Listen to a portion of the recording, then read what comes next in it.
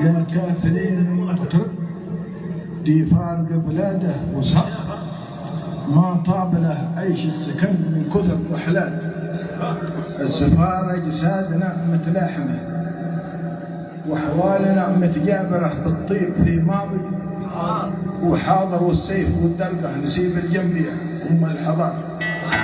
عم أبو صالح نعم.